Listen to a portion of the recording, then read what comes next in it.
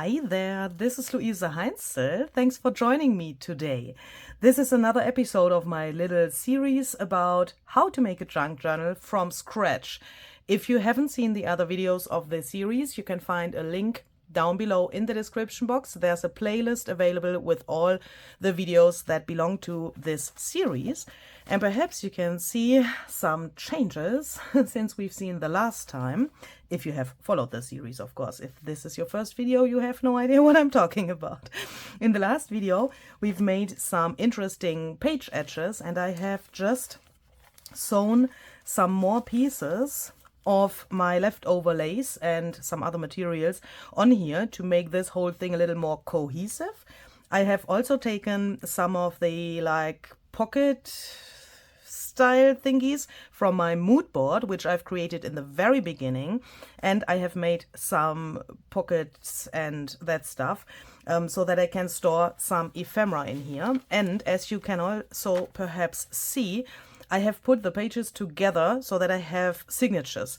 In the last videos, I have mainly had my pages laying on top of each other, I mean loose, and not in these little booklet thingies. I mean, you know, a signature, what is that? It's basically a little booklet which is not bound yet, isn't it? So I wanted to have this here in this way so that I can easily flip through this journal even if it has no cover yet. But I find it really helpful when I have this on my desk in this stage of the project so that I can imagine better how this whole thing will look in the end, and also I can see the pages which are next to each other so that I can see the color combinations, and if something perhaps is if something perhaps is missing, I can see that better when I have the whole context here in front of me. It can happen that the order of the pages will change later, so this is just a rough thing for me where I can have some more ideas on what I want to do next.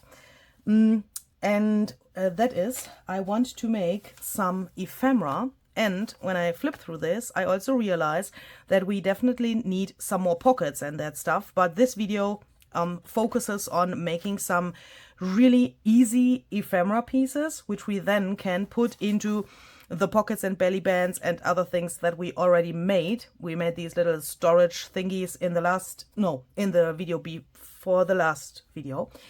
And but I'm, you know, this is my real process.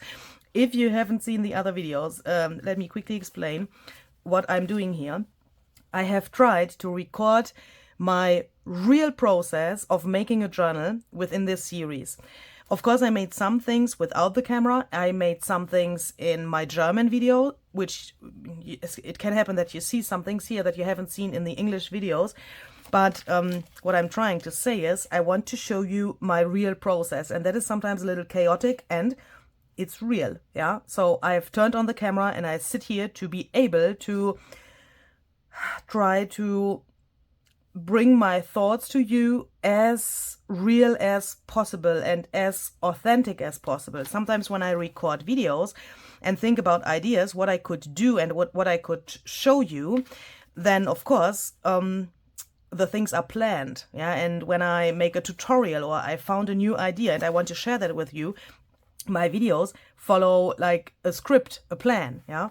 Not 100% like one step after the other, but I have more like a more concrete concept than with this series. And because of that, I'm just realizing that we not only need ephemera, but that we also need some more storage possibilities. But let's focus on the ephemera and how I make that. And in this case, for this video, I want to focus on the easy peasy ephemera. So I want to make some really easy things with the goal that you have something in the journal later where you have some journaling space. I'm not talking about things like, for example, this tag, which was here a second ago, which is really like, you know, bam. Where is it now? For example, this here. This is a really, you know, this took me some time, and this is a unique piece which is only existing one time, yeah. This is just something special. I want to have these kinds of things in my journal to make the journal special, but I also want to have some things where you can just say, okay, I take this easy peasy piece out. That was a word. And journal on it, and I also have the possibility to decorate it further by myself, because this is a finished thing. I mean, it is a belly band, yes, but the tag itself, which I used to make the belly band, is a finished piece and a unique piece where I would say, if I would have a journal like this, I won't do anything here anymore except putting something in here, but I won't change the look of the tag, probably. But I want to have things that we can put in here where we can be creative later when we work in the journal. And I'm just thinking, let's start with this here, because the easiest thing, I would say, what you could do is you could make a little journal paper. So I will take this signature, put the others out of the way so that I can't get confused. And then I will first, because I just realized that I haven't done that. I haven't done my homework so well, obviously. Even if I really, paid attention to several details and preparation for this video. I want to glue this down. And I think I have even said that in the video where I made this, so that this gets a little pocket. This originally was a paper bag, and now we have this pocket here, and we can of course put a journaling paper in here. The first thing I like to think about is the color that the paper shall have, and I think I have something that fits really well. That is something I made in preparation for recording this series here. I have tried some things with rust and coffee.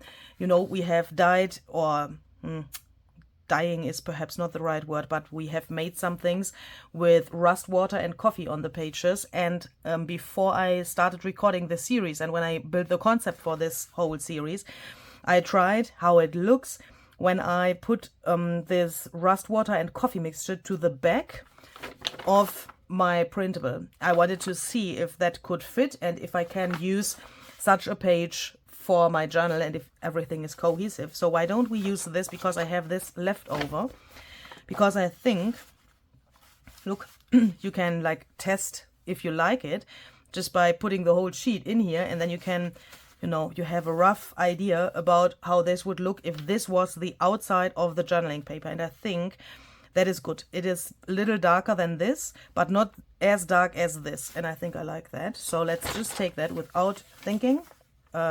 Just a little thinking. Let's see how wide we want to do that. Have that. I just place it here. I imagine that the paper then, when it's in the pocket, goes until here so that we can still see this. And then let's fold this just by, eyeballing. Of course, you could measure this, but if you know me, I hate measuring. And I want that a part of this is shown on the back of this thing. So let's do it like this, and let's perhaps just fold it like this again and then tear this. So what I've done is I folded this paper like an accordion. Yeah, the simplest thing you can imagine. And now let's determine the height, because the pocket is not big enough to be able to have this in it. So let's just see. I think it doesn't matter if I cut it here a little shorter.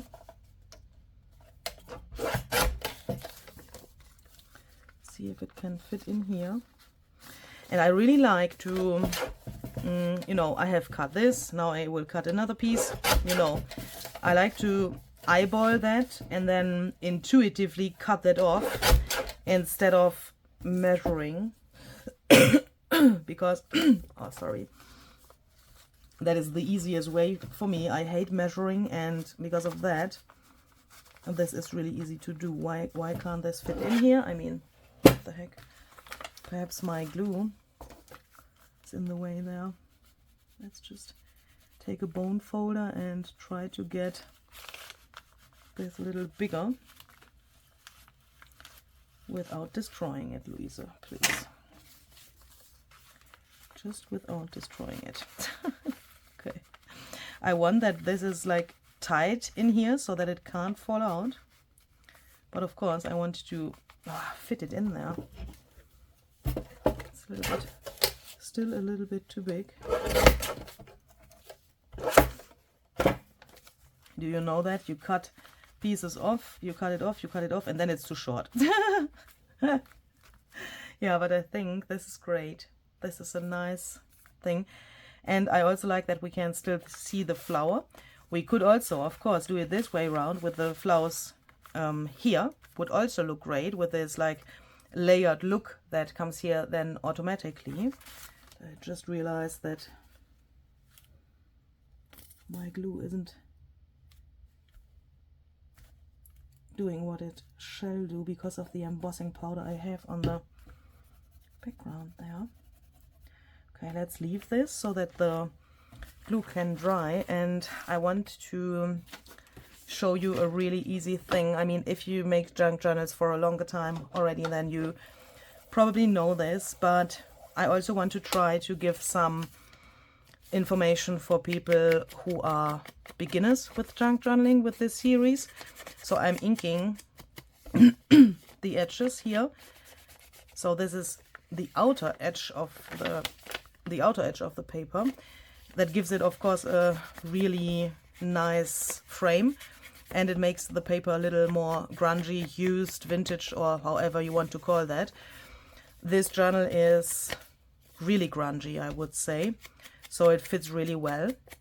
But you can also not only ink the edges here, but you can also ink this fold just by taking such a little sponge, and then you go over this. I would recommend to try to do this as irregular as possible, so that when you then open, oh, this is already relatively regular, so when you open this then you can see this cool dark line. And of course you can do this here as well, just by folding this into the other direction. So let's try to do this a little more irregular here, so that we then, when we open this, have these little like used areas here. You can also put your paper to the table and then go over these, like, you know, can you see this T, which is built from this line and this line? And when you then go over this here and here in this T area, can you see the T? Then that looks, in my eyes, even more authentic when it's a little more dirty there. And of course, please do that as extreme as you want. You could also just leave this step out completely. I think I want to have that here a little bit as well. So then, let's see. When I see this, can you see this thing? That looks a little bit like there was a tape on it, but it isn't. It just came from my brush strokes. When I made this paper, I just went over the back of the printed page here with a paintbrush like this. It was a relatively wide paintbrush, as you can tell here, and that gave me not only this little white edge here, but also this interesting shape. And when I had this and the paper was like really wet, I have taken a dry paper towel and I went over that to soak a little bit of the medium, which was too much. And I also dabbed on here to this little white area here, so that we get this cool effect, so that it looks a little dirty and not totally white. But this gives me the idea to add some tape. And that brings me to another idea. And that is an idea I've already done in other spots in the journal. So I tape this down here. This is just some regular masking tape. And now I want to see first, before I go on, where the right, well, what am I doing? I want to have it, holy cow, how do I want to have this? I want to have it like this. I'm so sorry. Like so. So it shall be in the pocket like this, and hopefully, yeah, the flowers are in the right direction. So I want to make sure that this is not upside down. Wouldn't be a really big deal if it was upside down, but I want to have it like this. So let's fold it back. Then we can imagine that this is the front, and I really like this because later when this is in here, we of course will see that here. Oh, and that is great that it is here on the bottom in this close to this. That could be a good thing because I'm thinking I want to stamp on here with this stamp from the Flutter set by Tim Holtz and Stampers Anonymous. The number is CMS, I guess 294 or something. Ah yes, 294. Oh, I'm so good.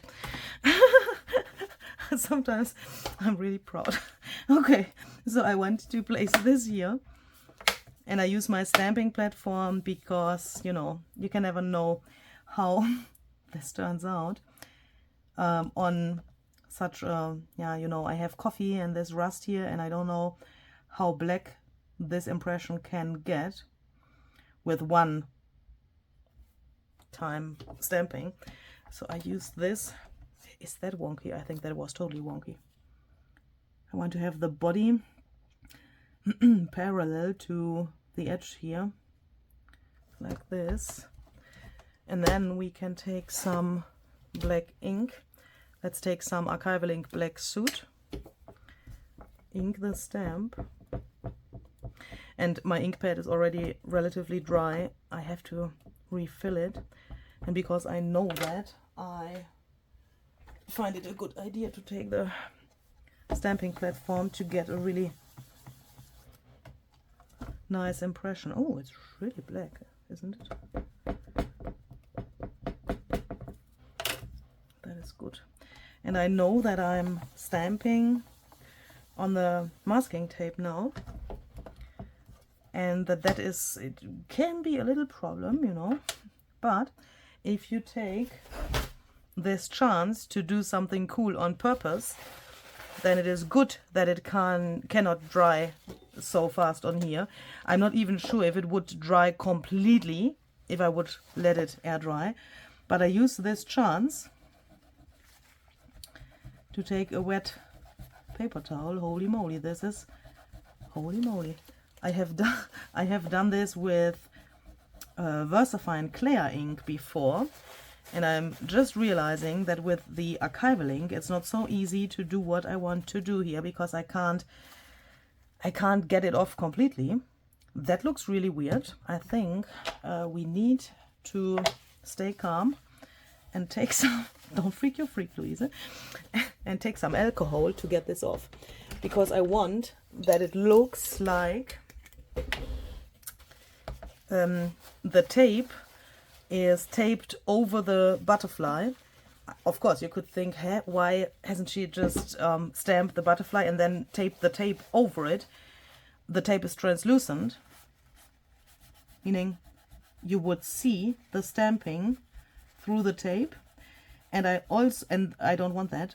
And I also want to have exactly what I have here now, a tiny bit of smearing here on the, oh, you can't see it, on the edge of the tape.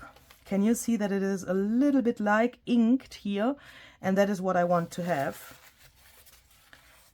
Okay, so, and then we can perhaps decide if we want more butterflies. I think it would look great if we would take the same stamp to make this thing not too busy and not too loud, because the pocket is already really like bam-ish.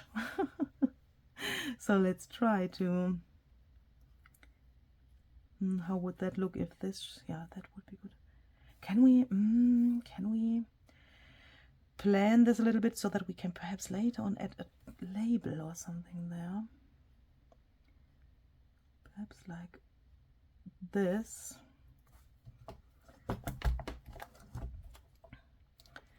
Ugh. Please open.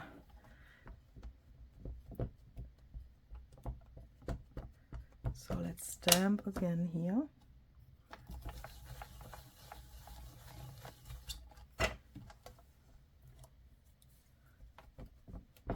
I like to try to remember how often I have stamped. You can see this is really grayish compared to this.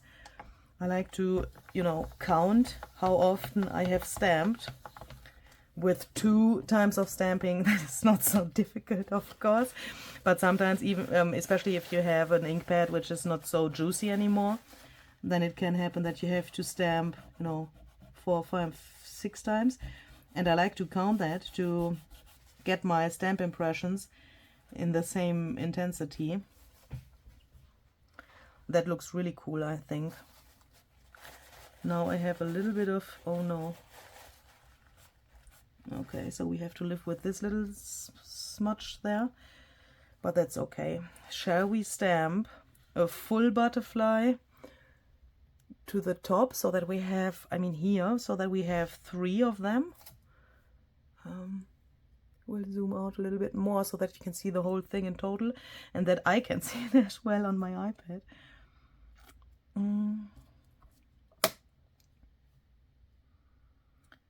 But he has to go a little to the right. I don't want to line this butterfly up in one line with this one. That would make me totally unhappy. Don't like that. So let's place him here. Let's then stamp him there so that he's the only one who is which, or how is the word? This is then the only butterfly that has that that has the full body shown. And I think that makes it even more interesting because then you can discover different looks of this stamp impression, of course, while you let your eye go over this thing. So let's remove the magnets so that we can see what we have here. I think that looks really interesting. And we could even play a little bit more with this tape because this is the only area where the tape is. Why don't we add a piece here?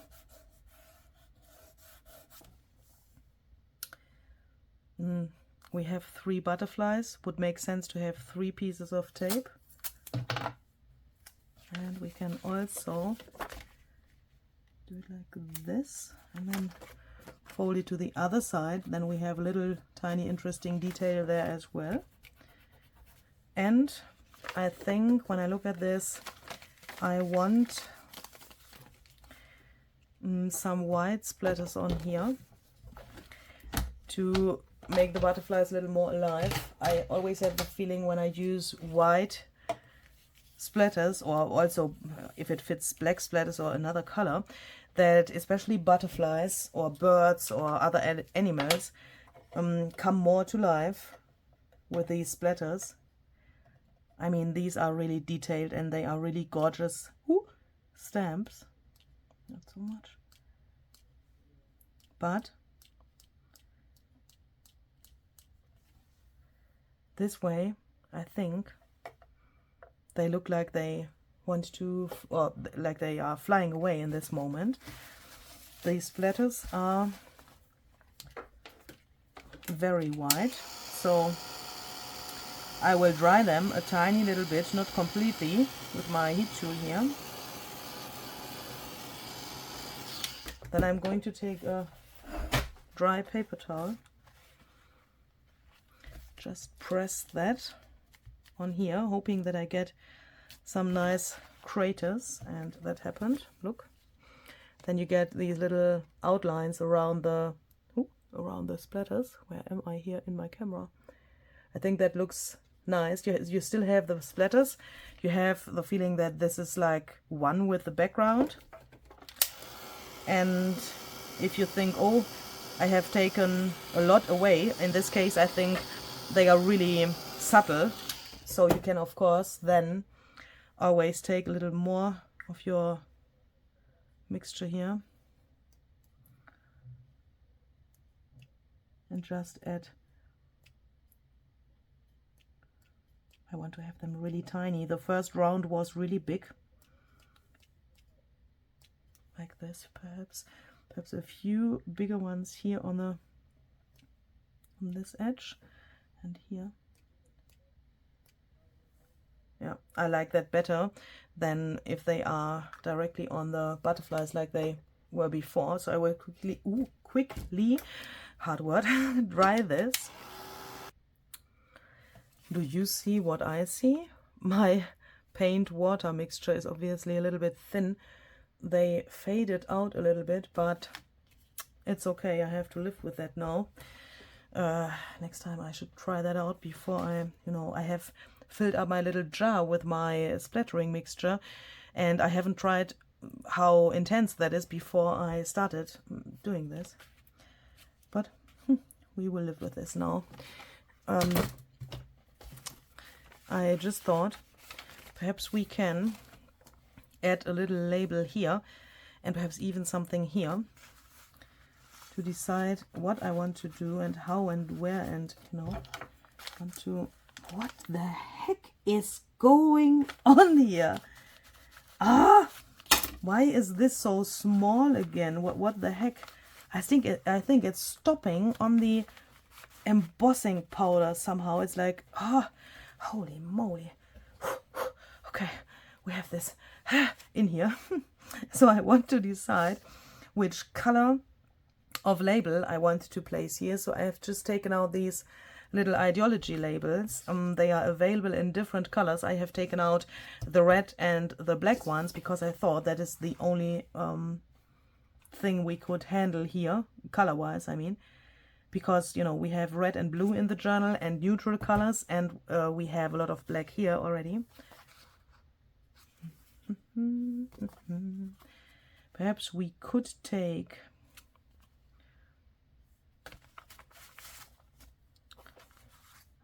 this one here. Do you know what? This is the first time, I think, that I use these ideology labels. I have no idea why, but I'm just realizing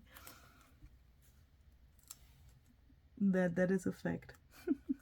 That's so sad, because look, they are really cool and you can get a really nice thing here within seconds because they are stickers. Really like that. So now I have put this here because with putting it here it gets a connection to this thing, and I like that, but I think I'm missing something. Either some red here, just the tiniest amount of red, or stamping here. But if we think that we want to use this label for example, writing a date or something later, then we should probably leave this free. Free from stamping. Or what we could do is we could take a light ink like pumice stone, for example, neutral and everything. Where is my... I'm searching for... Oh, here it is. This is from... this stamp is from the Papillon set. And I think if we take this little writing here and just go in here and just do it like this, so that it has a little tiny bit of stamping, but you can still use this area for writing a date or a caption or something like that, so that it is not stamped in black, but that it has something here. What shall we do here? Shall we add another red label? I think that could look really great. I'm realizing that with this series I do things that I probably, without you and without my wish to have such a series on my channel, I would probably never have done something like this. This combination, I really like that.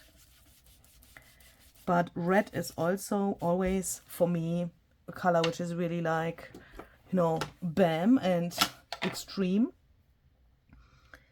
I have no idea why I haven't done this before, because this is just amazing. But this series brought me to these thoughts that I like that. And without this series, meaning without you, this would not be possible. That is crazy. This rusty color and this red, that is just amazing.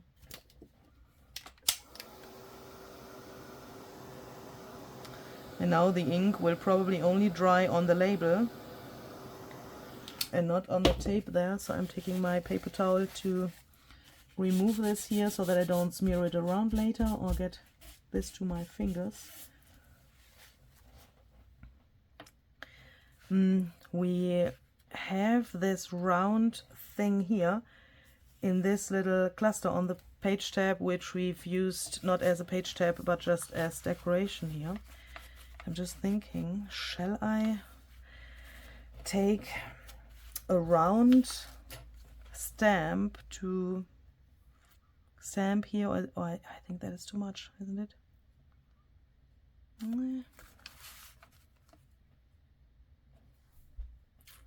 I want to have the whole attention on the butterflies and the labels. But another problem, oh my brain, another problem is in my eyes that we have only 2 red things here. We need a third red thing, and I want to have a connection to this when this is in here. So how can we do that? We could either take one of the very tiny labels and include that somewhere here, but that seems to be difficult because we've already splattered to this and everything in here is like a whole arrangement already. What about a red button on this round thing? Could that help? Okay, so this is real. Yeah, so I have some buttons in here in my hand here. I've just went to my drawer where my buttons are and I've taken them out without checking if the color fits. Yeah, so this is what I would normally do without the camera as well. Take some where I think size-wise or color-wise they could fit and then try that out. I can already see that this is totally not the right red. There in front of my drawer it's a little dark, so I can't really see so well. Oh, look. No, we can't put it here because here's ink. And the color, the red is here, a little different than on the sheet there. But this is, I would say, really close to the red on the label. But at the same time, the button is also a little bit big. What do you think? Oh, but it looks really nice when it's centered there. I also found these. Let's take that out of the way so that we can't get confused with the color. Whew, that is a little too bluish. I mean, the red is very blue. This would fit even if it's not the same red, but that is a little really small here. I like this one better.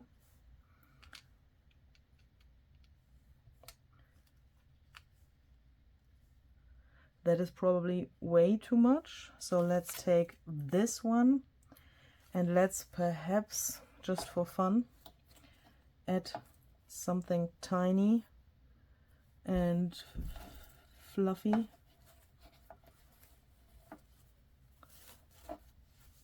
So that the button is not so alone there on this thing. But I want that it has like a nest, and since I want to glue the button, this also helps. I mean, I use bookbinders glue for gluing this. You could use collage medium or gel medium or something like that instead. I know that my bookbinders glue holds really well, but it takes a while when you glue plastic to paper with bookbinders glue. Then it takes a little while until the glue grabs, and when you put a piece of fabric or lace in between, meaning yeah, like textile material. Textile, is that also an English word? In German it would be textile, but I think that's an English word as well, isn't it? Then you have the advantage that the fabric sticks to the paper, and gluing plastic, I mean the button is plastic, to fabric with this kind of glue is easier than gluing that to paper. And that's why I put this in between, not only because it looks nicer, but also because of this advantage that the glue can grab faster. That doesn't mean that it wouldn't hold here without the fabric, but it's just, you know, faster. Then I can press it down and I can already feel that it starts to grab, and that would be not the fact if I would leave the fabric out. That is nice. Now we have 2 red things. We want to have 3. If we take this out, we have 3, but when we look at this like so, we don't have 3. And with this, let me see. I also want to show you how I make something like a color bridge. I just want to make sure that the pages stay in the order I have them here. Yeah, so they, if I do this now, they have to stay in the order because, look, I have this this red thing here, the red thing here, and I want to have a 3rd red thing to make an irregular triangle on my page and to make the page more harmonious. And when you have such a popping color, it helps to have 3, 5, 7 or another odd number of elements on your page. In this case, I want to have 3. So let's see if we can take another of these labels and put that here to this next page to build a color bridge.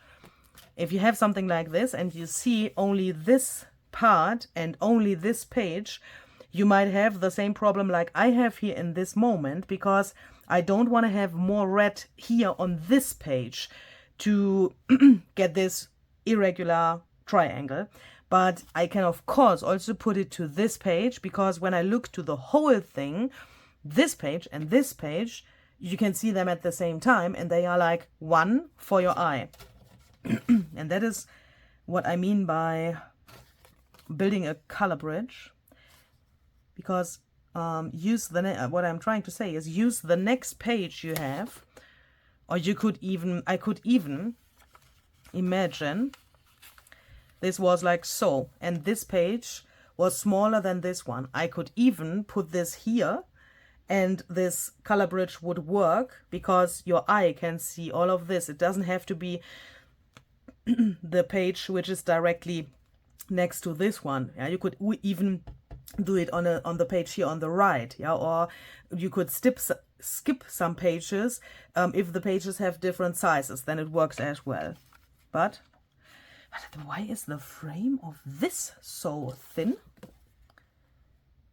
Do all of these in this size have such a small? Yeah, I think so. This is a little wider. Yeah, but I think it's okay. Now I want to decide if I want to have it like so or like this. I think this looks better. And I want to glue it or stick it here. And then let's just fold this to the other side. We don't have red here.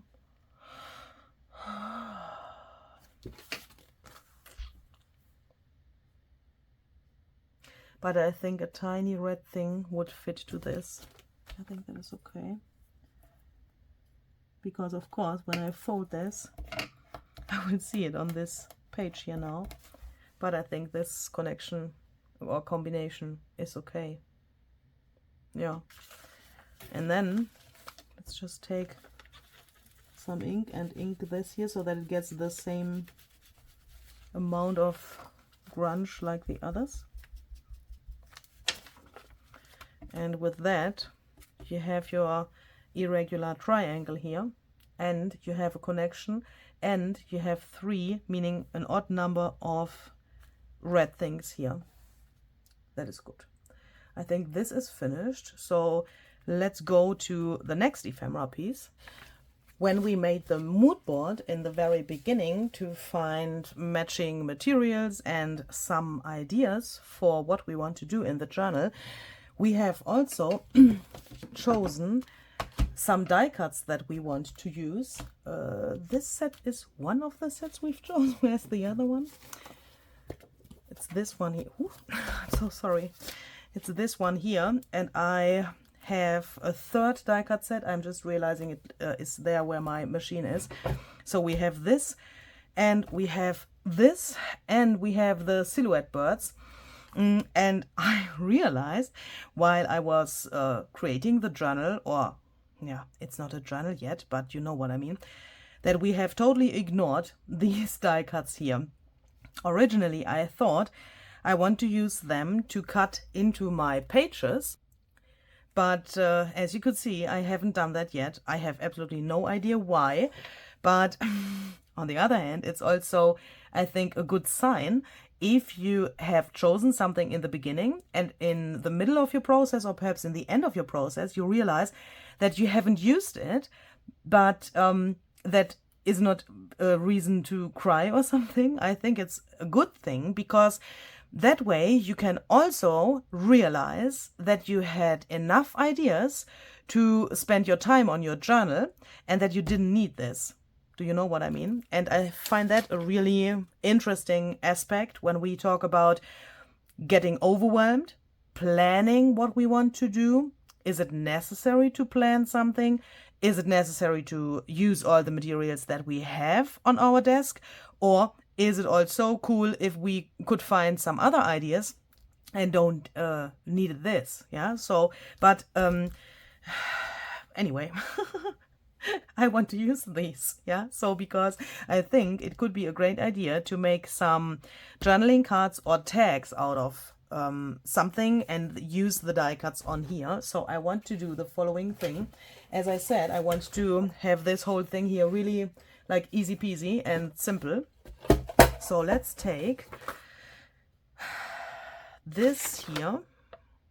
No, that is a little bit sad because we won't see this. Let's take a page from the embroidery paper set, which has not some like dyeing on the back, because I can always print this. This is not so bad, but the other thing was more effort to do. So let's take perhaps this page. I'm just looking for something that has little tinier details and not so massive flowers in this case, but a little tinier. I know that my pages are the half of this paper here, and I want to try to make 4 pieces out of this first, but I will cut around this so that I don't have to measure and that I can be sure that this will fit into the journal later. That makes no sense, I know. I made the experience that if you take a full sheet and only cut that in half, cut that into 4 pieces without cutting something off, then the proportion of the single cards is in the end a little weird. And not the proportion of the cards, the proportion of the cards compared to the page. That makes no sense. I think it's just my brain. I'm so sorry. So I just want, I mean, what I'm doing here is basically making small cards. I don't want to have them so big. Yeah. Perhaps that makes more sense. So now we have them here and we can see in which direction we want to use them. I think this makes sense like this. This would make sense like so, so that we get a nice variation in the direction of the cards as well. I think I want to leave this like so, and this perhaps like so. And now let's see how this can go.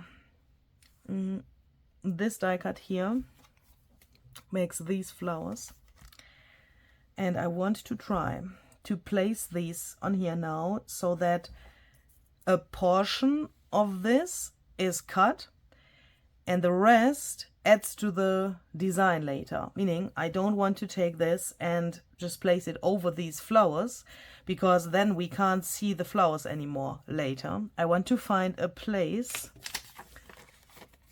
to cut this so that the portion of the printable is still really big. Oh my goodness, that is not so easy. I thought it would be easier. Oh, let's try it with this one. These are relatively big. Okay, but this could work so that we then could see this in the end.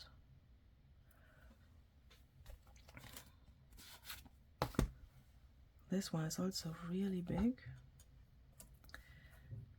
What about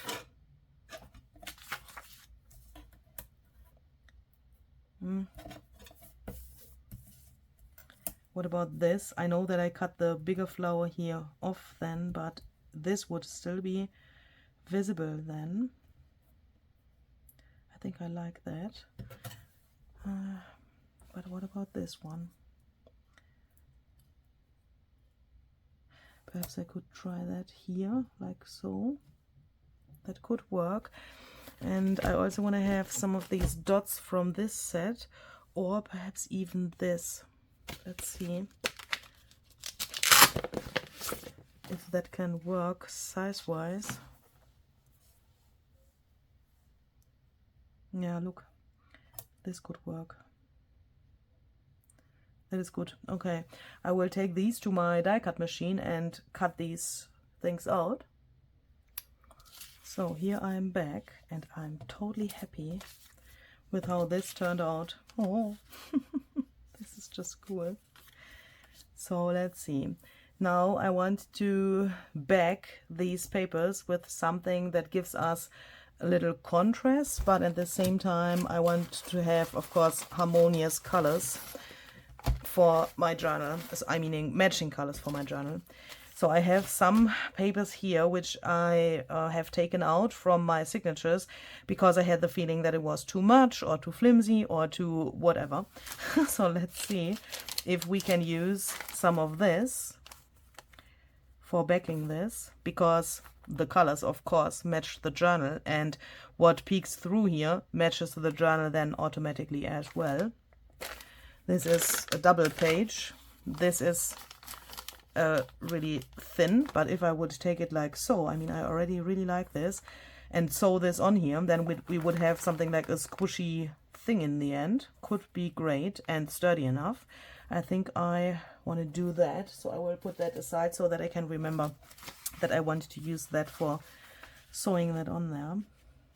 Of course you could glue that as well, but I want to sew it to get some contrast here on the frame of the cards. This is probably a little bit too light.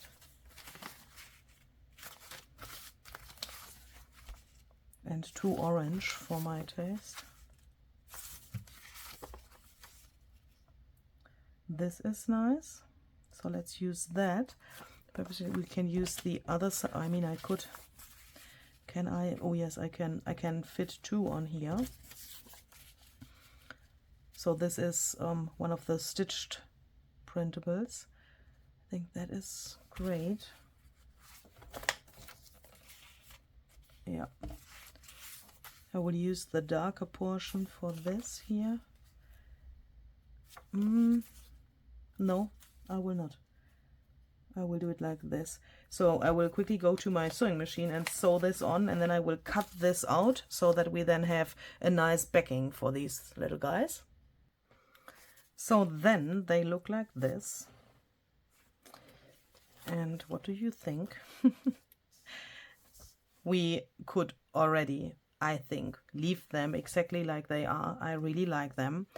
But I want to go a step further and I want to include some of the silhouette birds. I've just cut these out from some thinner black paper. And I want to see how we can use them on here. And I also want to show you a little trick I found out by like an accident. As you perhaps have seen, I have just taken this and I have sewn it together without gluing it. I have done that on purpose to show you a little trick, what you could do if it happens to you that you have forgotten to put glue under here. Or if your glue comes off, or not the glue, the paper comes off and you have like really fragile areas like this, because here is now no glue. Can you see? It's coming off, and of course, I mean, here is no glue, and oh, it's not coming off because it has never been attached. Yeah, but do you know what I mean? It can happen by accident that you are in your flow and then you have something like this and you don't know how to solve the problem. If you would glue a giant flower on here or a really big butterfly or something so that the main of the pattern is pressed down, then the rest would probably be not so the problem. But imagine you want to put this into a pocket later and you want to slide that in and out somewhere. Imagine you would destroy this. That would be totally sad, because then, you know, you would have spent your time for nothing or for a destroyed piece. If this happens to you, or if you do this on purpose, like I did, because it has a reason that I did it on purpose. Let's say it happened, yeah, by accident, or you did it on purpose. Take some gel medium or something similar, collage medium or whatever, and just avoid these little things. Just put that on here and use this like you, or no, put this on like you would put it through a stencil. Yeah, it's like the same movement. That way you get this into these little areas and under the paper.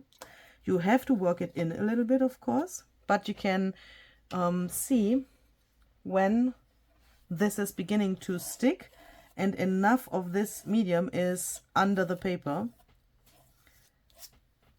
And that way you can fix such a problem that glue is missing. Or you could also do something cool and build a resist. And that is, what is going on here? That is what I want to do here now.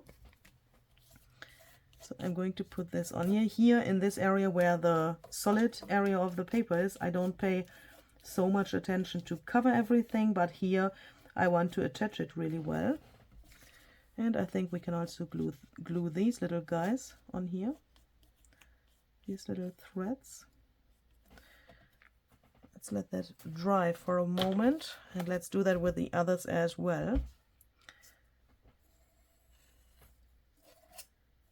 And of course, this is going to dry transparent, but you could play around with different things here, of course. You could take some white gesso for this, I'm sure. Shall we try it? That would give a nice effect as well, because the texture that the die cut gives would still be there, even if you would use something opaque like white gesso. And I'm just thinking if I want to try this out, because this I have done for, you know, several different times in the past. But with my suggestion of using white gesso, I'm thinking, why haven't I tried that out before? That could be even a good idea for giving the birds something to stand on, or in front of, but we would lose a lot of the contrast as well. But if we don't try it, we will never know what would happen. So let's take a little bit of white gesso. This is a really cheap white gesso. That means it is not so extremely opaque. But and it doesn't come out. But that's not because it's cheap. It's just because the bottle is clogged here a little bit. I want to put a little bit of this directly to my palette knife. Oh, please come out. Don't wreck my nerves, you gesso. Oh my goodness. That is what I wanted to avoid, that I have too much. Okay, let's go. I have no idea if that then also sticks, because I haven't used the gel medium here. I just want to try if it can stick to the paper below just with the gesso. And as you can hopefully see, if you do this not too thick, you can still see everything of the pattern. But it looks totally weird when this is only in this cut area. I will put a little bit of the gesso here and there to the solid area here. But in this case, I don't want to cover these red spots there. You know, the thing with the red in this journal. If I already have red here, then I want to showcase it somehow. But I think that looks really interesting. So I will quickly take my heat tool and dry these little guys, because then when you have that, you can not only be happy that your papers are glued together without the problem that this comes off, but you also have a resist at the same time, which you can use for several different cool effects. I'm just realizing that this paper is not ideal for doing this. It's really wonky. It's coming off a little bit here, but we will solve that problem in a second as well. Perhaps we can just glue the bird over there so that it sticks down then again. So every medium that is similar to this, that means this matte gel or collage medium, or you could even try to take a glue that dries transparent and mix that with water to apply this, but I'm not so sure if then it would stick so well like with these mediums like gel medium or collage medium, because those are made for doing something like this, and with a glue mixed with water, I'm not so sure if that really works. I have never tried that out, but of course you can try that if you don't have a medium like this.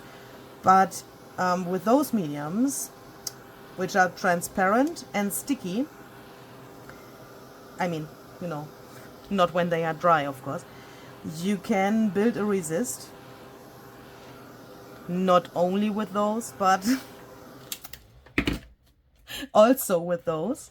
And when you have that, just take something, for example, some spray. Where is my, here, some spray. Let's take hickory smoke oxide spray.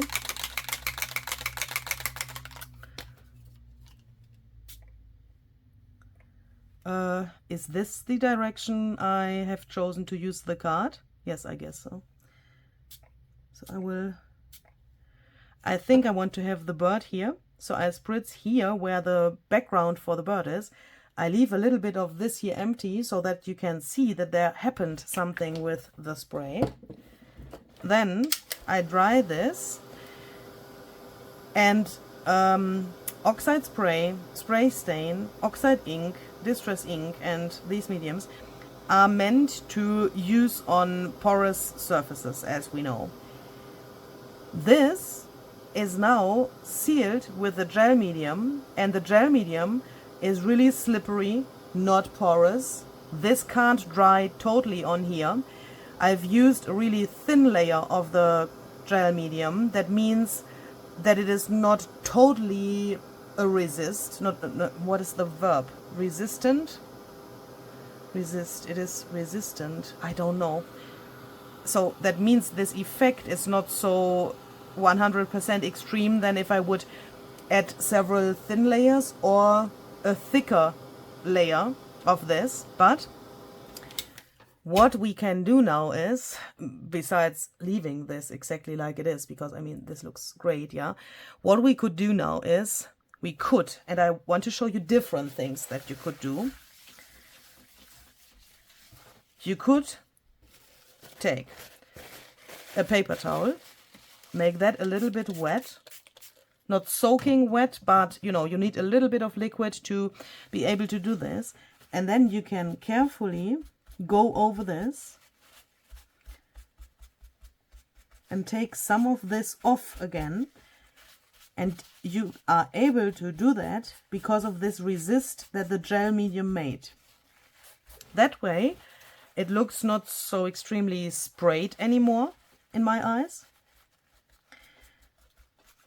On the photo paper, the distress mediums leave a really cool effect. You can see that here, that it turns a tiny bit of green somehow. I really like that.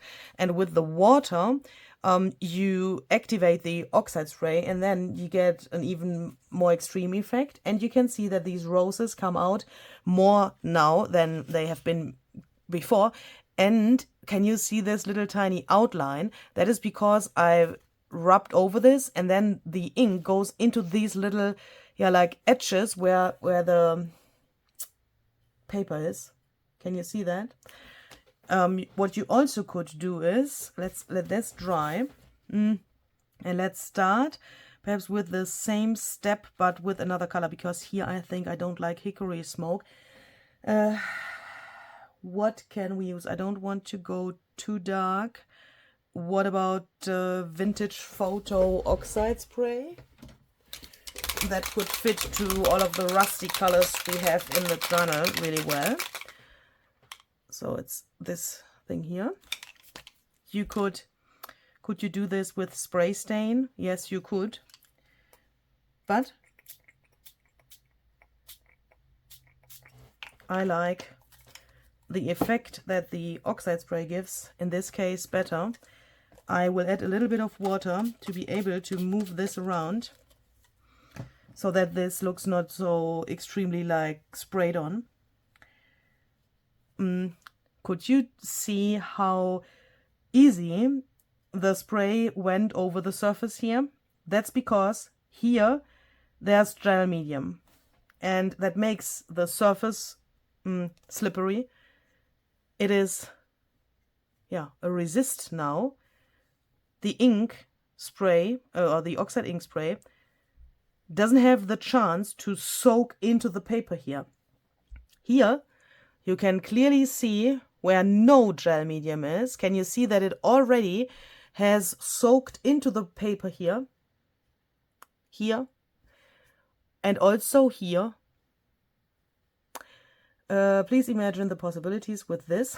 I mean, here it's completely wet and here it has already soaked into the paper. You can play around with adding gel medium in several different spots, and you could even apply the gel medium through a stencil so that you get, that could also be helpful if you don't have die cuts or so. You could get something, yeah, I don't want to say similar because it's a little different idea, but you could create this resist effect also with the help of a stencil to get a more concrete pattern and not such a abstract edge like I have here. And Barbara, Barbara, are you watching?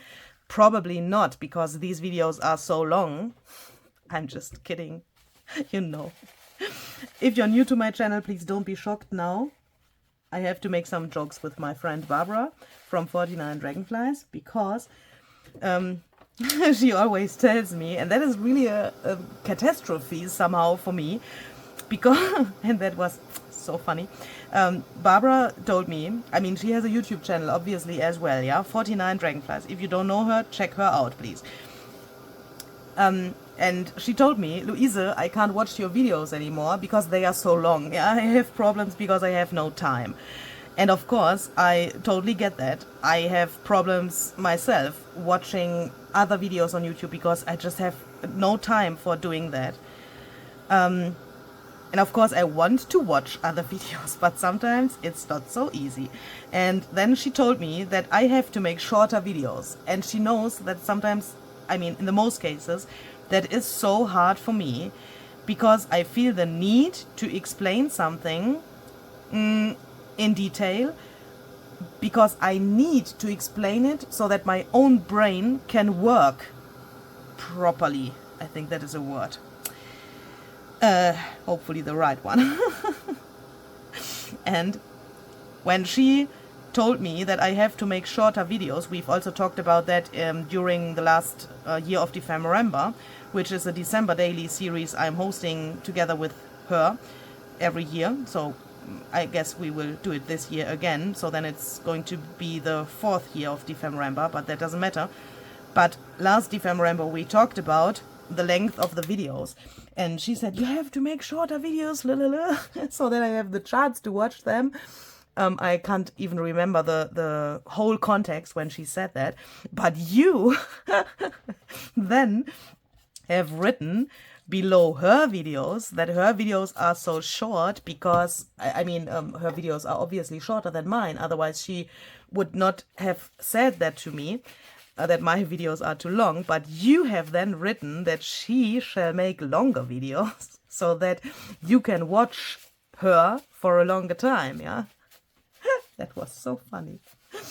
Yeah, so Barbara, I'm so sorry. What I wanted to say is, if you are watching, I guess you don't watch, if someone wants to be kind to Barbara, then please look to the timestamp of the video here right now and send her a comment with the timestamp, yeah? If you want to do me and her a favor, perhaps, because, and I think I'm really late with this information. I have seen, because I know that my video will go online in May, and for me and for you, I mean, oh my goodness, for you today it's one day in May, but for me it's April, and it's the beginning of April because I filmed this in advance because of some circumstances in my life. So and I have seen a video on Barbara's channel, I think a week or 2 weeks ago, and she had a massive problem with splattering mica stain spray to photo paper. And I was sitting there and she was wondering why this bled on her paper. But that is a thing that happens on photo paper. And what am I trying to say here? You can avoid that. Yeah, so meaning, look. And I had the feeling that I have to put that in one of my next videos, so meaning this video, because I have the feeling that some of you are not aware of that. And of course, you can perhaps ruin your whole project with not knowing that. So look, this is a photo paper. In this case, the surface of the photo paper, where you can, you know, the photo surface of the paper is here. This is normal copy paper, meaning if you have normal copy paper, let's take this for demonstration, would be the same with ink, with distress spray stain, meaning the ink spray, and the oxide ink spray would be exactly the same. But with the mica, it's an even more interesting thing because there's the mica component in this. Ooh, I'm so sorry, in this spray, and that makes it even, I think, harder to understand and harder to remember when you have something like this.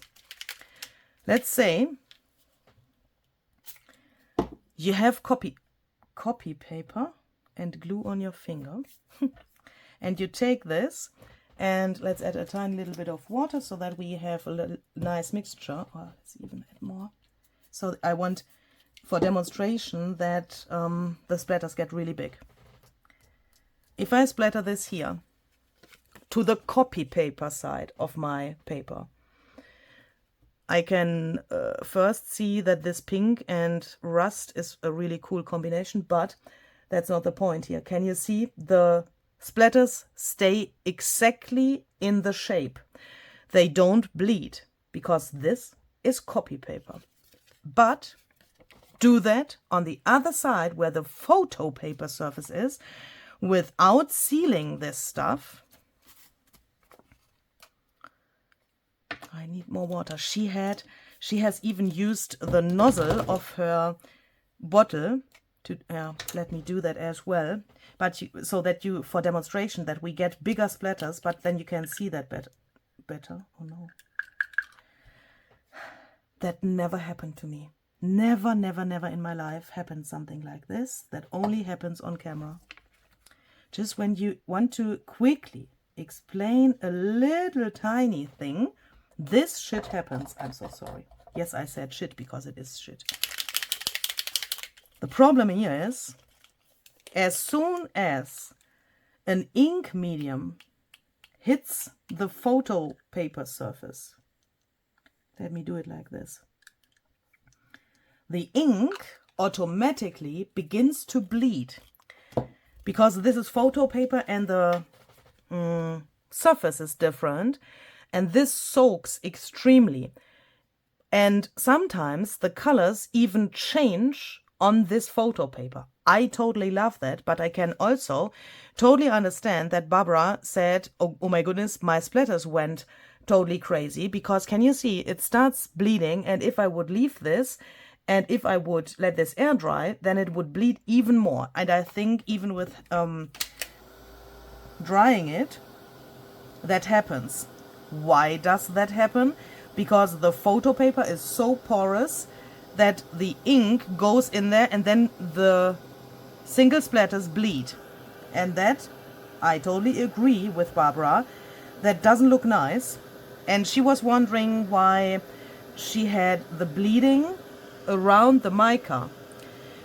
So she had like the mica in the middle, and then the ink has bled around the mica. But that is normal, because the mica is like tiny pieces of powder mixed with the ink. So that is something totally different than the ink is, of course. And then you have this phenomenon, I think here you can see it relatively well, that the mica, let me hold it against the light, can you see there's a really crazy outline which is bled, that is the ink, and that stuff in the middle is the mica. And on Barbara's photo paper this was even more extreme, this effect. Here, for example, on this little, where is it? Here, this little guy, look at this. The ink bled and the mica, this shiny stuff, is in the middle and it stays there. That is because this little powder, I mean, if you touch this, if you have too much, like with this accident here, you touch this, you can see that you get this powder to your finger. It's just because of the accident. That won't happen here. But here's too much of the mica, but the mica stays here and the ink is bleeding on the photo paper. Here, when you look at this, it looks totally normal because this is copy paper and it reacts totally different. So Barbara, if you, the next time, have this kind of stuff on your desk and you want to make some splatters with mica stain spray, then just do the following trick. Just seal your paper with some collage medium or gel medium or whatever, and then do the rest, because then you have the phenomenon. Because I mean, it's not, I'm not a scientist, but it is like a thing that you hopefully can, I don't know how to say that in English. Das leuchtet dir hoffentlich ein. Weil nämlich hier ist das jetzt so glatt und hier ist das jetzt so porös und deswegen ist das anders. Also die Oberfläche ist dann anders. Mensch, schon mal. Here, it's sealed. The spray can't soak into the paper, and with that it can't bleed. But here,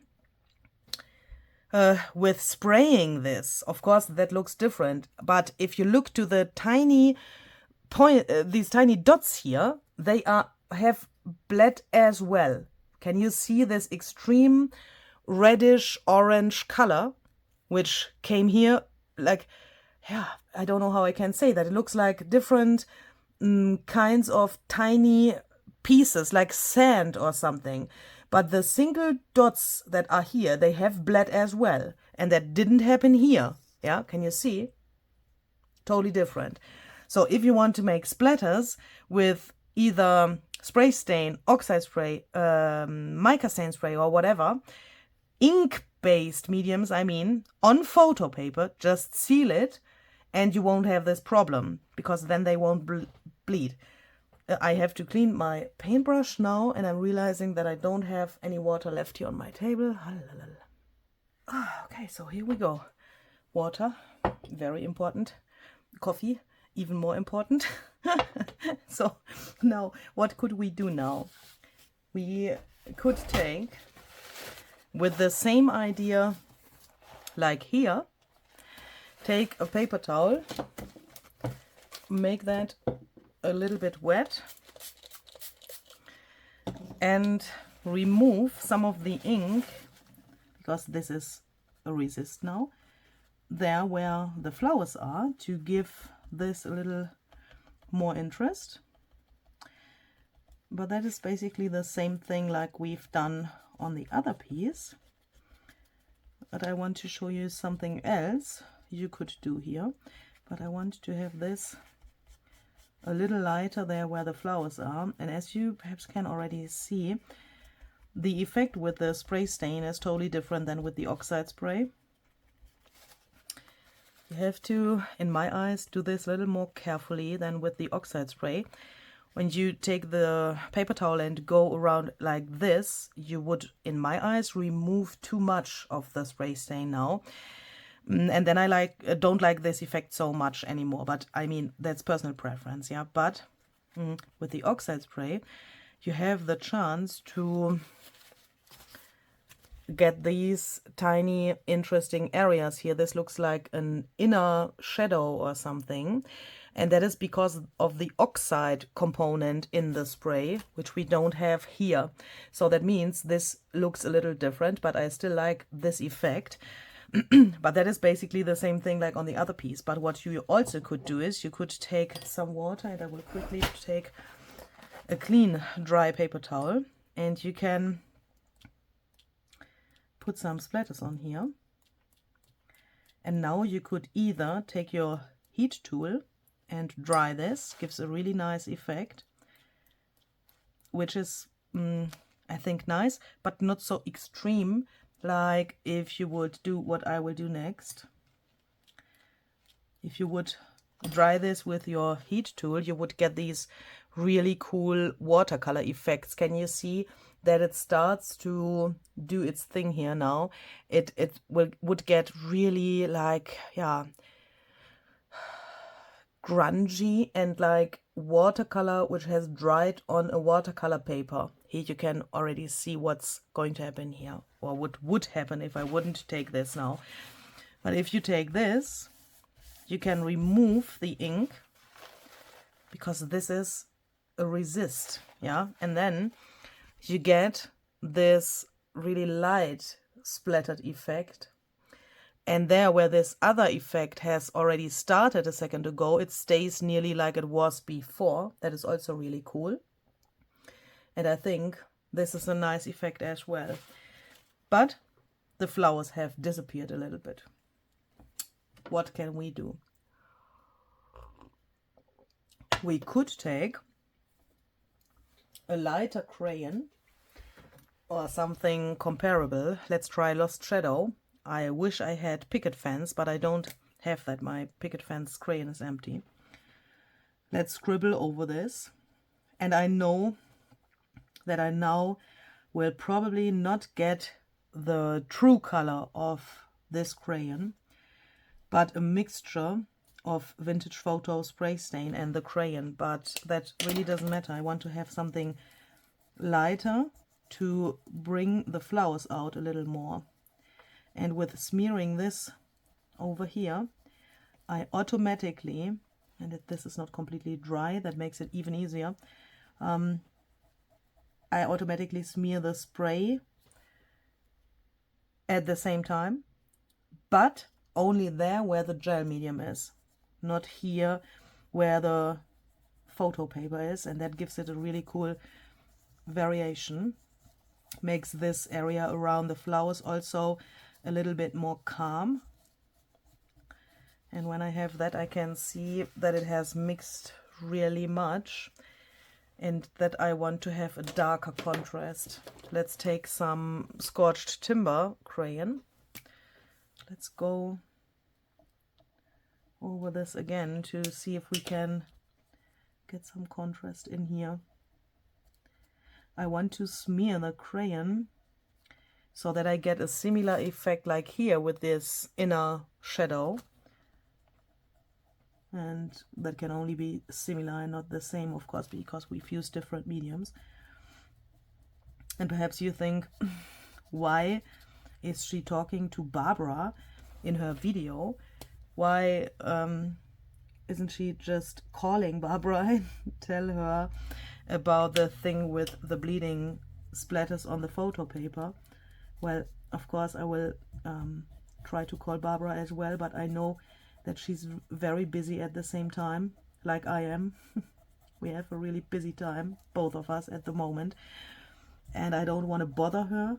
And at the same time, of course, I want to help her. But at the same time, I thought, or I think when I do talk to Barbara in my videos, that you perhaps have such a problem with photo paper or bleeding splatters as well. And of course, then I want to share this trick with you as well, and not only with Barbara. Do you know what I mean?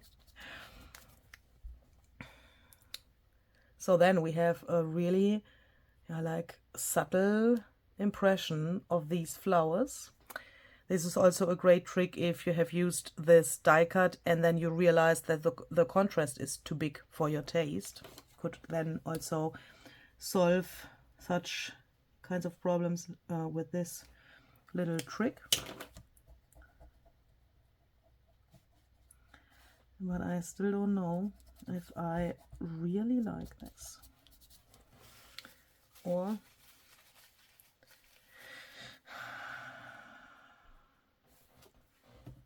let's take a bird. Oh yes, okay. What we could do is, I mean, here it's really white and extremely light, and this contrast is a little too heavy for me. But what if we take some white paint, and a second ago I realized that my mixture is too thin, so let's add just some more here. Oh no, I accidentally added gesso to this. Well, that is not so important, but oh no. Normally I use white acrylic paint for my mixture for making splatters, but this should work as well. This will not stay white, I guess, on here, but that doesn't matter. Or I want that it gets stained a bit, because this would be too much white for my taste. So I want that it gets stained from the mediums below, and that happens because this mixture, yeah, it is gesso based. It would also happen with acrylic paint, with white acrylic paint, that the medium here soaks the mediums which are below up, and then it gets stained. You can already see that it's going to happen here. So we are going to let this dry, and we will see if then the bird looks good on there. So then we have also this, and I think, have I shown you everything I wanted to show you? We have the oxide spray, we have this thing. Yes, I think that's what I wanted to show you. And I also think that I want to leave this here as it is and don't add mediums over here, because we can see this black pattern from this paper here, which we've used for the backing. And I think it would be not so nice, or it's a little sad if we would cover this up, because this looks now like it's part of the die cut design, and I really like that. So let's take one of the birds and let's see. Oh, this one already looks really nice here. How we can put him here. Shall we perhaps go a really simple way? Where are my labels now?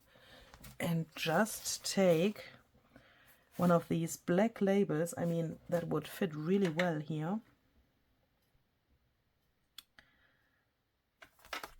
For a second I thought I want to take a round label, but I think that looks weird. Which one is the right size? Let's see. Probably this one. And perhaps we can just put this here, because, you know, we are talking about the easy peasy solutions for making journaling cards. So, or of course other ephemera as well. And that being said, if you don't like these rectangled cards, you could of course also take this idea and put the idea to a tag or a totally different shape. Please just make whatever you like from this idea. That of course also works on other ephemera pieces, not only journaling cards. Ooh, stay there. Oh no, he's sticking to my finger.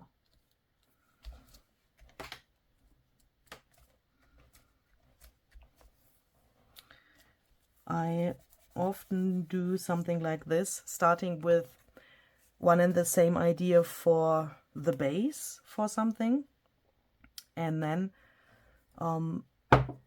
try out different techniques with different mediums, because that gives me the chance to learn a lot during only one session of crafting and this one session of making these cards.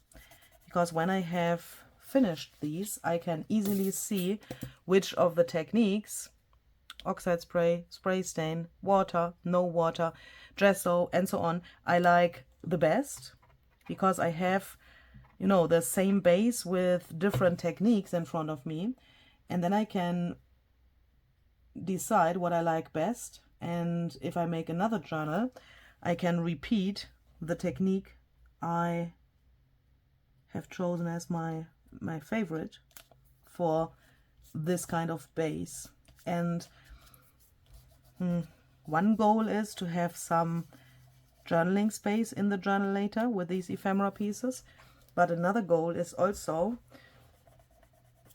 to focus on simple things. Perhaps that sounds a bit weird. This with the gesso is also, in the meantime, dry, and I really like this. This is really somehow extremely elegant in my eyes. Oh yes, and with this black contrast, wow, I haven't expected that. Oh no, there's dirt on my finger. Which bird fits the best here? He's a little bit too long. Let's see. He's perhaps a bit small.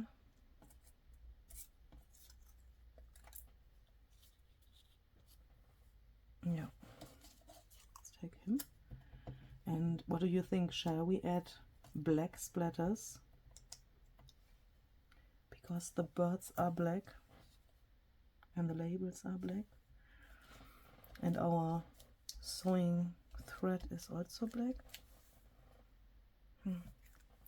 Let's see.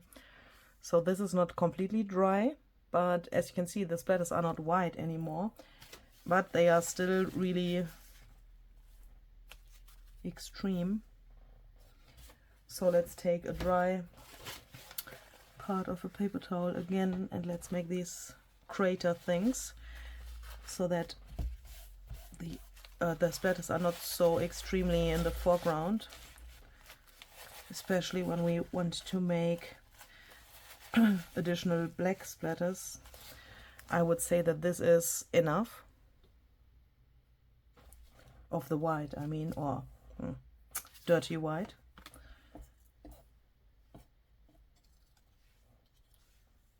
I think here I want to use this one.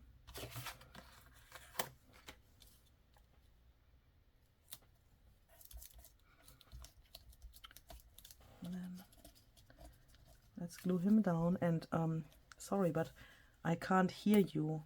What do you say about black splatters? Yes or no? That is always so hard to decide. I mean, splatters can also ruin everything.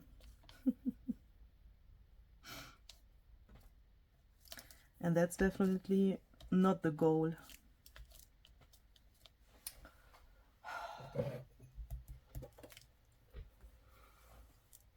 But white splatters, yeah. Here, do you know why I don't add white splatters here? Look, if I would splatter here, the white would stay white on the black paper here, because there's no medium which could stain the white splatters.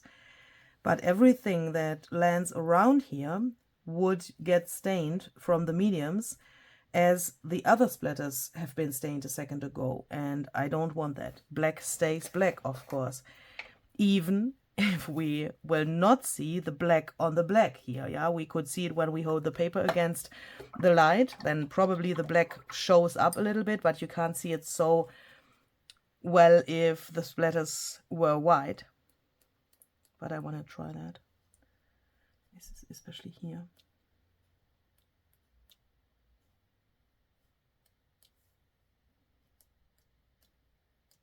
Yeah.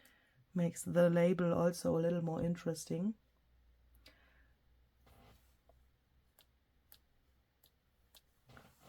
I think I like that, so let's let that dry.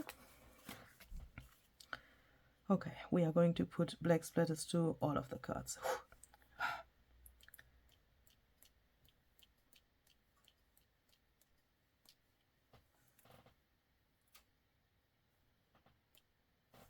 Like this.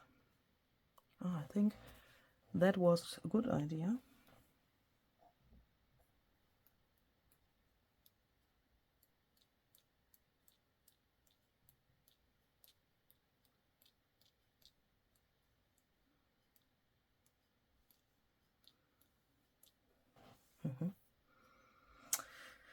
That gives it something. Can't really bring that into words, but I really like it.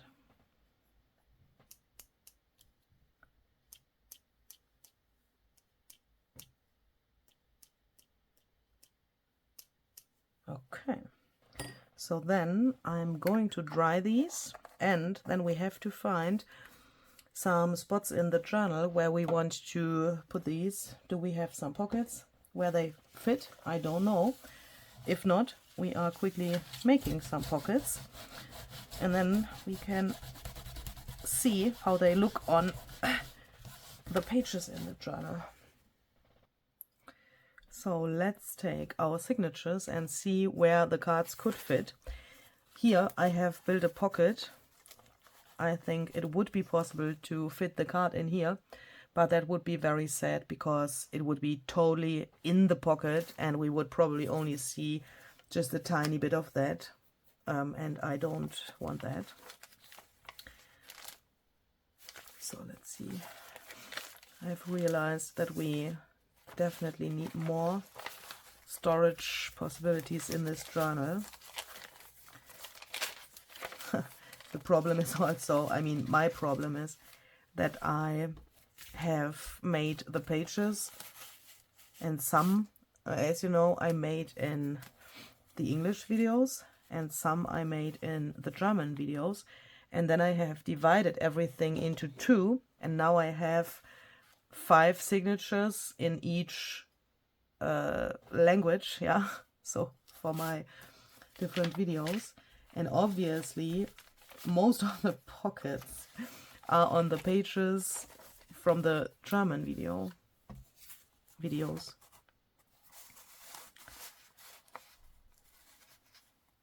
Oh, I like that. I mean, the bird is covered up here now as well, and we don't see so much here, but I really like this in combination with the tag. It gives it a whole different look somehow. Okay, let's leave that there. Let's see, what else do we have? Oh, I guess I have some homework to do and make more pockets. Let's see. This card fits really well to this page. We have a tuck spot here. So why don't we take this and put this here? I mean, can you see the, I mean, oh, the colors fit so well, But what really bothers me is that the feet of the bird look, they are here. And that looks totally strange. Oh no, I can't do that. I really can't do that. No, I don't like that. I don't like this color here. But what about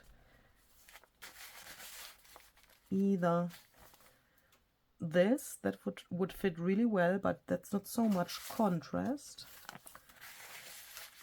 Oh yes, that is way better, especially in combination with these fabric and lace elements we have there.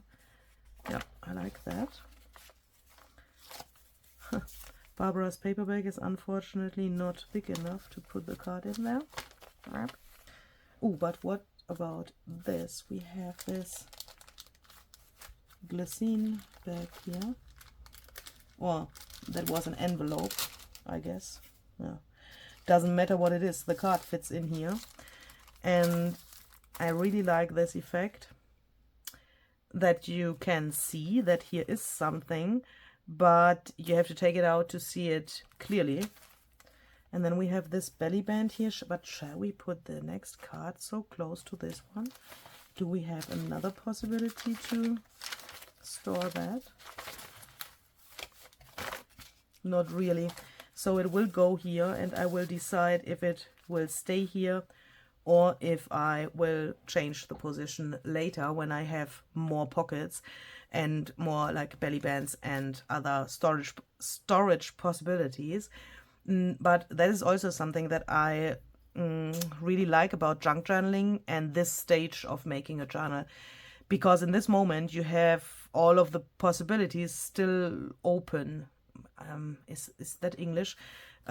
So I mean that you can always decide to take this out and put that to another page if you think, oh, I don't like this here, but I want to do something different, or I have a special piece of, I just remember we had this, could be a good example. I hope that will fit. Where is it now? I had this little sleeve with the bear. Where is it? I'm talking about this little thing because I thought this should fit in here. And you can, of course, say, okay, I don't want to flip through my journal. This is the order of my pages. And because of that, this card would be really close to this card. I don't want that. Then if you don't have more possibilities to store this in this moment, just put it somewhere. Or, and then you can later make more pockets and change the position. Or you can think, oh, this would work. So let's take this and search for a position for this little bag, which makes more sense than the other thing.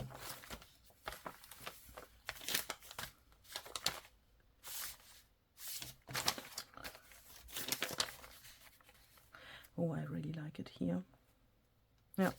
And then, of course, you can just take some glue, if you can find it, and glue that down there, and then you have solved your problem. So I'm hoping that you could find some inspiration in this video, and I wish you a very, very, today I want to say, successful time to create something like this in your own journal or for your own journal. And I say successful because with success I mean the success of being satisfied, the success of realizing that you have learned something. Because with this, especially with this series, I'm really hoping that I can give you some of my personal tricks and tips. I mean, that is not something that is like the whole truth in general. Do you know what I mean? It's only my way of doing this. But from your comments, I can always read that you want to know things like this. Where is my... Oh, I had a tiny piece of lace, which is gone now. Doesn't matter, let's take this. That fits even better. yeah, and I really feel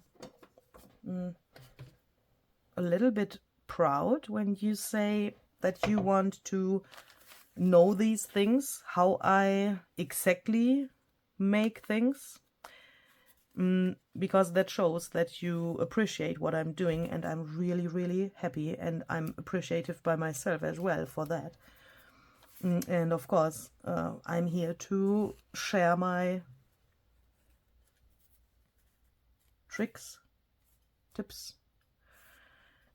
and I'm here to freak out because I want to have this here, but that is a bad position on the card. We have to attach that here.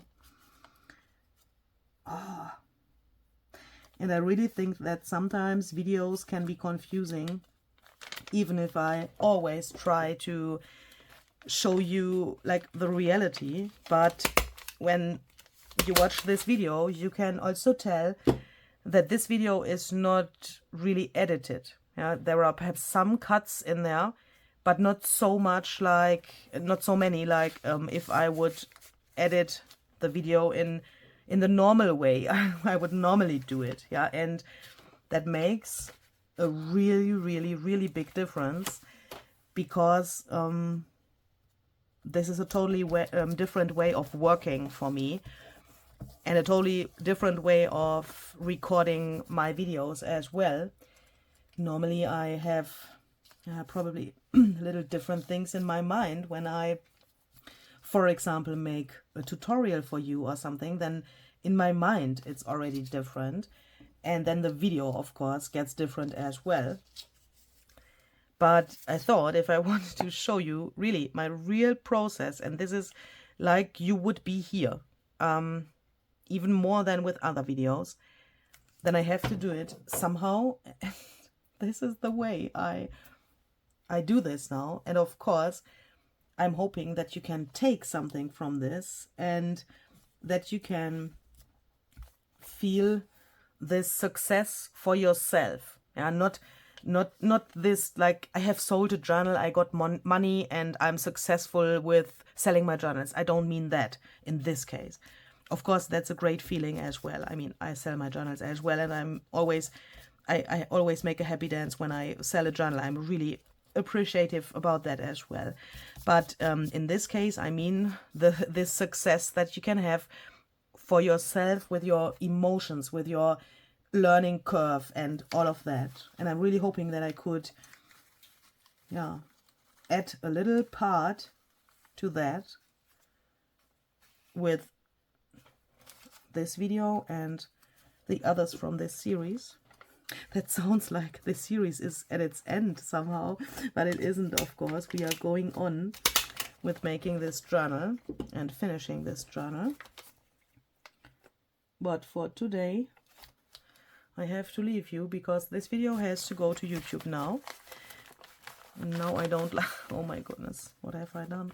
I don't like the position of this thing anymore, I think. Now this is matchy, really matchy. I will find a solution for that, or I will look at this in half an hour and then I like it again. We will see how this ends. I haven't thought about this paper bag when I glued the bag with the bear there. Yeah, but that's not your problem, but perhaps mine.